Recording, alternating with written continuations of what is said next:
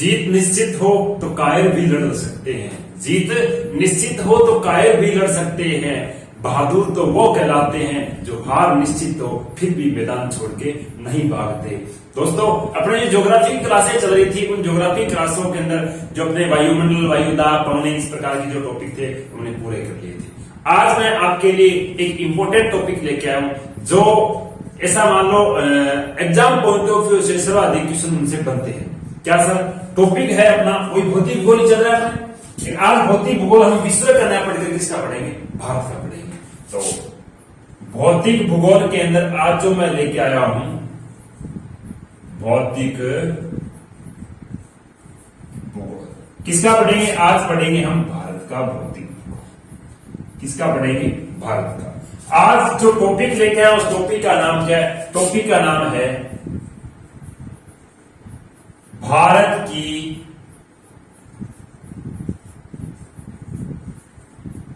भौतिक क्या पढ़ेंगे आज? भारत की भौतिक स्थिति, या फिर इसे कह सकते हो क्या, भारत का या भारत की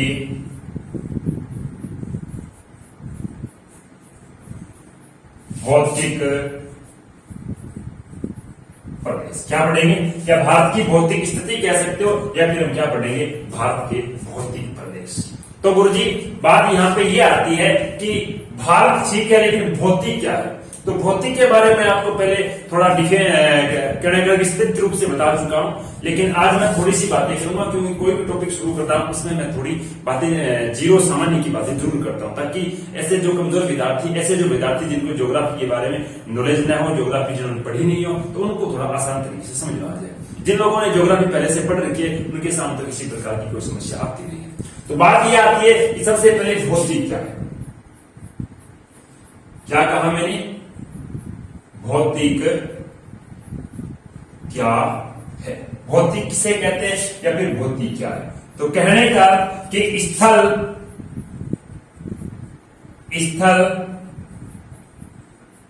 मंडल पर पर्वत, मैदान, पठार, इन सभी को क्या भूगोल में भौतिक कहा जाता है। भौतिक कहा जाता है।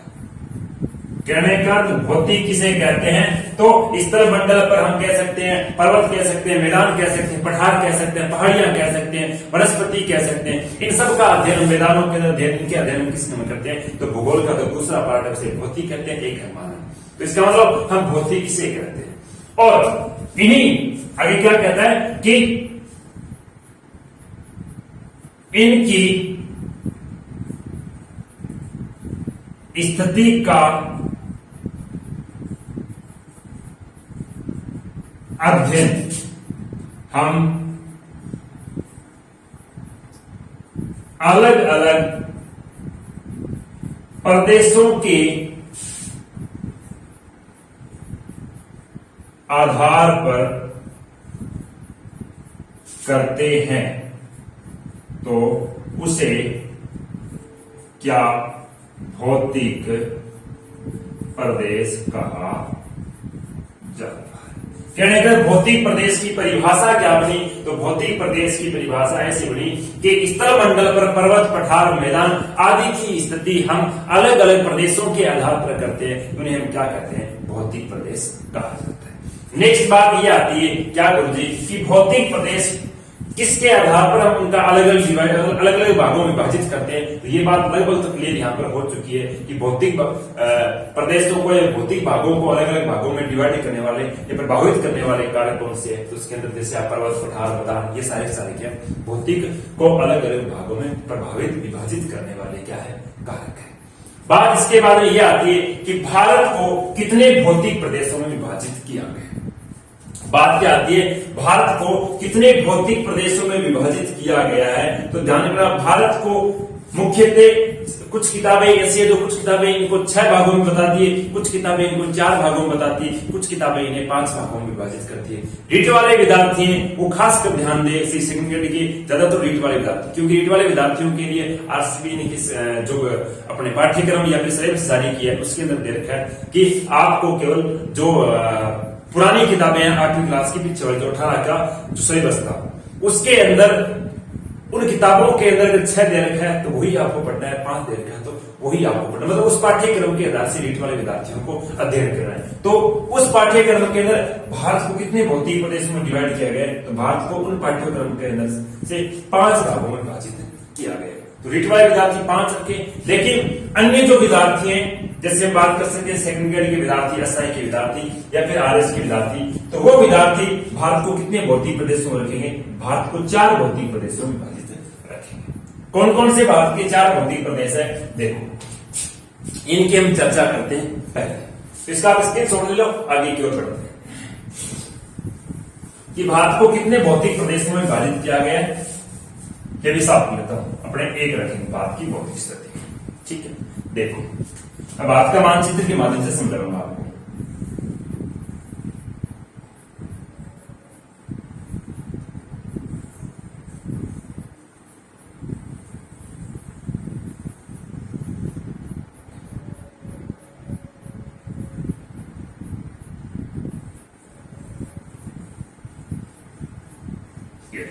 क्या बन गया, भारत का मानचित्र बन गया। इसकी थोड़ा सा इसको यहां से सीख लेते हैं और सीख लीजिए थोड़ा सा, इसको यहां से देखोगे बस ये भारत का मानचित्र बन गया। इसके अंदर ये दिशा कौन सी होगी, नॉर्थ दिशा होगी, ये होगी आपकी दक्षिण दिशा, ये होगी आपकी पश्चिम दिशा, ये होगी आपकी पूर्व दिशा, मतलब नॉर्थ साउथ और वेस्ट ईस्ट, ये क्या होगी 4 दिशा। इसके अंदर देखोगे तो सबसे पहले जो उत्तर के अंदर यहां से लेकर इस प्रकार से, ये जो मैंने आपके लाइनें खींच रहा हूं यहां पर देखना आपको, ये जो उत्तर के अंदर मैंने एक प्रदेश का निर्माण किया है, देखो ये दिशा कौन सी है, उत्तर पूर्व या फिर कह सकते हो उत्तर। यहां पर है एक पर्वत का नाम यहां है हिमालय, इस वजह से ये एक भौतिक प्रदेश बन गया अलग से, जिसे हम क्या कहेंगे, दिशा कौन सी है उत्तर, इसका मतलब उत्तरी पर्वतीय प्रदेश। क्या कहा, उत्तरी पर्वतीय प्रदेश जो आपको दिखाई दे रहा है। उसके बाद में इस पर्वत से क्या निकलती है, नदियां, और पर्वत पर ग्लेशियर बने हुए, ग्लेशियरों से किसकी उत्पत्ति होती है, नदियों की उत्पत्ति होती है। और नदियां क्या होती है, पर्वतों से क्या है उपजाऊ मृदा लेकर आकर जिस स्थान पर वो क्या करती है, आगे को बिखेर देती है उन मृदा को, मृदा के कारण वहां पर क्या है एक मैदान का निर्माण होता है। इसका अर्थ ये हो गया कि यहां पर एक मैदान का निर्माण हुआ है, यहां से इस प्रकार से ऐसे ये एक मैदान बना है। इस मैदान को क्या कहते हैं, इस प्रकार से देखो, मेरे पास 2 कलर के मार्कर है नहीं, क्योंकि विद्यार्थियों को पता है आपको लॉकडाउन चल रहा है, लॉकडाउन में रील में देखा जाए तो ये मार्कर ये साइयां मिल नहीं रही है, मतलब किसी थोड़े से मेरे पास 5-6 पहले पैकेट थे साइयों के, अब क्या किसी एक मित्र से रिक्वेस्ट करके लेके आया हूं, तो वो उसके पास भी एक ही कलर की साई थी, ज्यादा साइयां अलग अलग कलरों के मिल नहीं रही, थोड़ा समझने की कोशिश करें, ठीक है। देखो तो ये बीच में जो बना रहा हूं, यहां पर बना क्या, एक मैदान, किसका निर्माण हुआ, मैदान का निर्माण हुआ। देखो मैं आपको अलग अलग आकृति के माध्यम से समझा दूंगा। मेरे पास 2 कलर के मार्कर भी नहीं है, केवल एक ही कलर का मार्कर है, ब्लैक कलर का, लेकिन मैं आपको इसके अंदर क्या करूंगा, अलग अलग आकृतियों के माध्यम से समझा दूंगा, आप थोड़ा समझने की कोशिश करें, ठीक है। तो ये बीच में क्या बन गया, मैदान बन गया। ये मैदान भी देखा जाए तो उत्तर के अंदर दिशा उत्तर भी है, लेकिन थोड़ी बहुत दिशा इसके अंदर क्या आती है, मध्य बीच की भी आती है। तो कुछ किताबें इसको क्या लिख देती है, कुछ किताबें लिख देती है इसको उत्तर, कुछ किताबें क्या लिख देती है मध्य। तो अपने दोनों ही बात आते हैं, उत्तर या मध्य का विशाल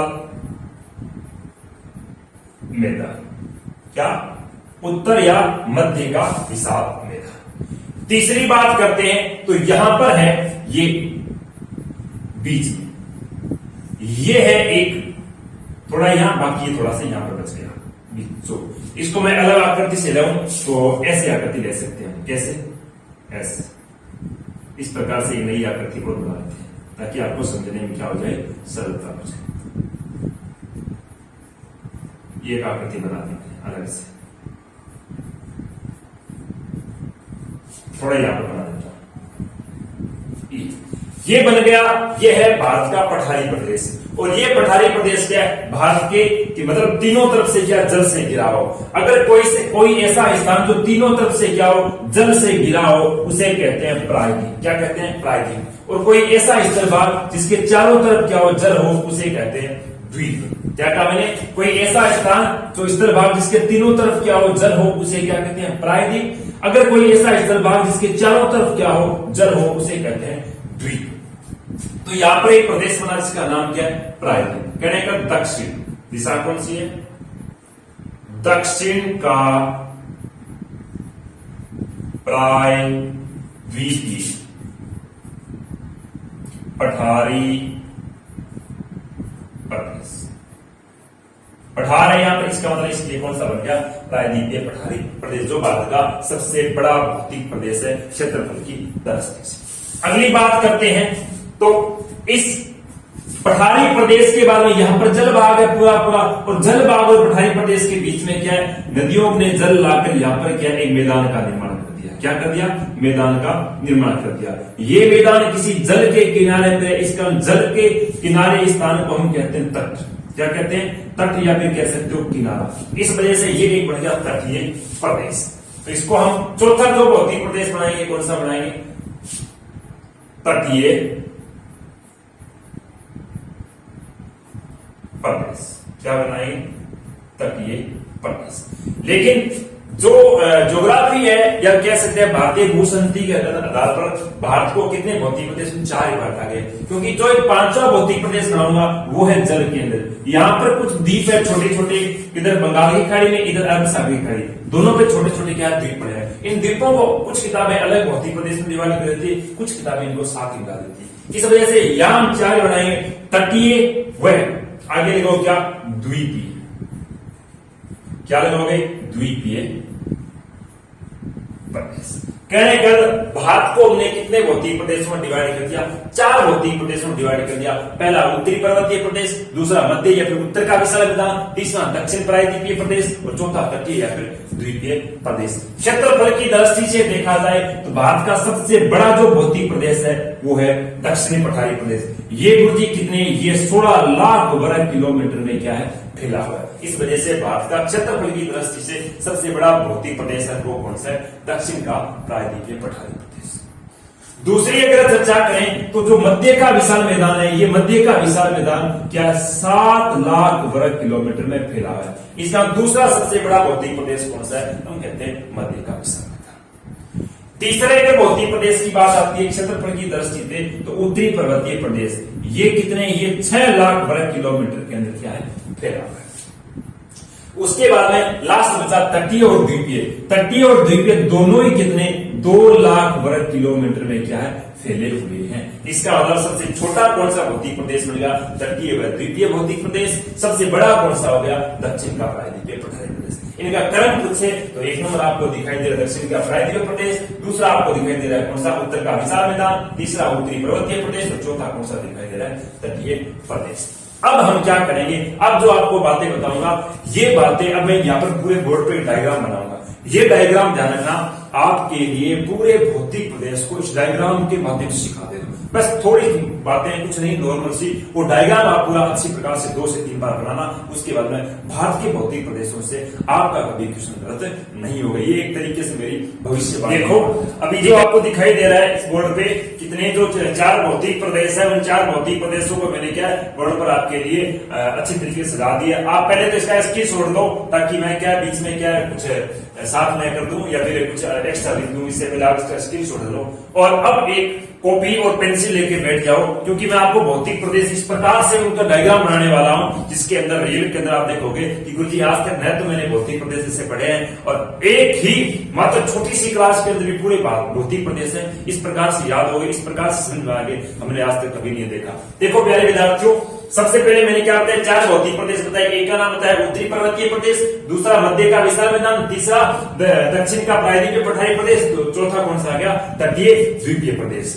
इनके अंदर सबसे पहले बात करते हैं उत्तरी पर्वतीय प्रदेश। उत्तरी पर्वतीय प्रदेश को 3 भागों में डिवाइड किया गया। कितने भागों में, 3 भागों में। सबसे पहला आता है उसे कहते हैं ट्रांस हिमालय, क्या कहते हैं, ट्रांस हिमालय। और दूसरा आता है उसे हम क्या कहते हैं, हिमालय। एक ट्रांस हिमालय, दूसरा हिमालय जो बीच का है, और तीसरा आता है पूर्वांचल की पहाड़ियां जो पूर्वी राज्यों का, कह सकते हैं अरुणाचल, नागालैंड, मणिपुर, त्रिपुरा, मेघालय, इन राज्यों के जो हिमालय की पहाड़ी है, उन पहाड़ियों को क्या कहा जाता है, पूर्वांचल की पहाड़ियां। ट्रांस हिमालय की चर्चा करें, ट्रांस हिमालय की जैसे आपने देखा होगा काराकोरम श्रेणी, या फिर कह सकते हो जास्कर श्रेणी, लद्दाख श्रेणी, कैलाश श्रेणी, तिब्बत श्रेणी, ये सारी जो पहाड़ियां हैं, ये श्रेणी है, ये किसका हिस्सा है, ये ट्रांस हिमालय का हिस्सा है, न कि ये किसका हिस्सा है, हिमालय का। हिमालय का हिस्सा नहीं है, हिमालय का एक भाग है जिसे हम ट्रांस हिमालय कहते हैं, जो कहा है अपने भारत के मात्र जम्मू कश्मीर राज्य के अंदर ही स्थित है। इस जम्मू कश्मीर के हम कह सकते हैं काराकोरम, जास्कर, लद्दाख, कैलाश पर्वत और तिब्बत, ये सारे किसके भाग है, ये ट्रांस हिमालय के भाग है। हिमालय को ऊंचाई के आधार पर कितने भागों में डिवाइड किया गया, 3 भागों में। पहला जो सबसे ज्यादा ऊंचा है उसे कहते हैं महा हिमालय, या फिर हिमाद्री हिमालय, या फिर उत्तरी हिमालय, या फिर विशाल हिमालय, ये सारे इसी के नाम है। दूसरा आता है उससे थोड़ी ऊंचाई क्या है, इसकी कम है, उसे क्या कहते हैं, लघु हिमालय। चलो हिमालय या फिर उत्तरी पर्वतीय प्रदेश की चर्चा करेंगे, तब इसके बारे में डिटेल से बताऊंगा। तीसरी बात आती है कौन सा, बाह्य हिमालय। कहने का हिमालय को ऊंचाई के आधार पर कितने भागों में डिवाइड किया गया, 3 भागों में। पहला महा, दूसरा लघु, तीसरा कौन सा, बाह्य हिमालय। ये थी उत्तरी पर्वतीय प्रदेशों की बात। पहाड़ियों की बात हम जब क्या पढ़ेंगे, गारो, खासिया, जयंतिया, ये सारी पहाड़ियां उसमें पढ़ेंगे। बात आती है किसकी, मध्य का विशाल मैदान। मध्य के विशाल मैदान को 2 भागों में डिवाइड किया गया। एक पश्चिम का विशाल मैदान, और एक आता है कौन सा, पूर्व का विशाल मैदान।